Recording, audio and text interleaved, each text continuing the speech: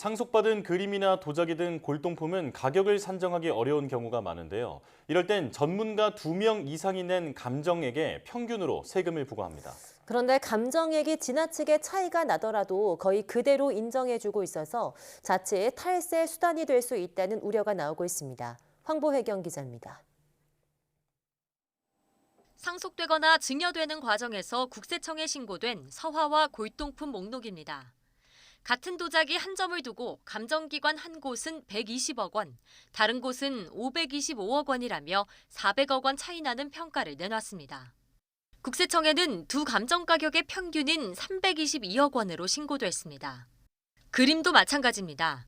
같은 작품을 놓고서 감정 가격이 165억 원과 900억 원으로 무려 5배 넘게 벌어지는데 신고된 금액은 532억 원 평균값입니다. 지난 2017년부터 5년 동안 국세청에 신고된 15,000여 점 가운데 전문가들의 감정값이 2배 넘게 차이나는 물품은 3,000여 점, 전체의 20%를 차지합니다.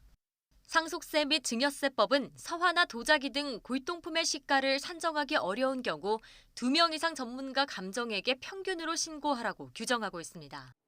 문제는 상속받는 사람이 직접 물품 감정을 의뢰하는 방식인데다 심지어 같은 기관 전문가 2명에게 감정을 받아도 그대로 인정해준다는 겁니다. 때문에 감정 가격의 객관성을 보장할 수 없고 상속세를 덜 내려고 일부러 감정액을 낮게 유도할 수 있다는 지적이 나옵니다.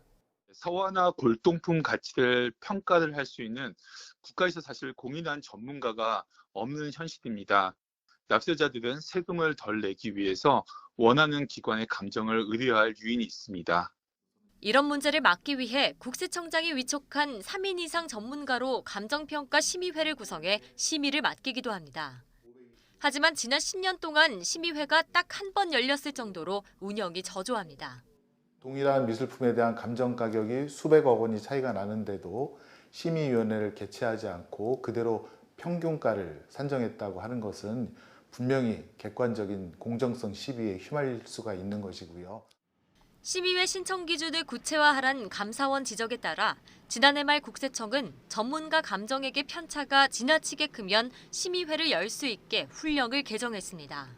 하지만 심의회 개최가 여전히 의무가 아니고 어떤 기관에 감정을 맡겨야 하는지에 대한 명확한 기준도 없어서 추가적인 제도 개선이 필요하다는 목소리가 큽니다. YTN 황보혜경입니다.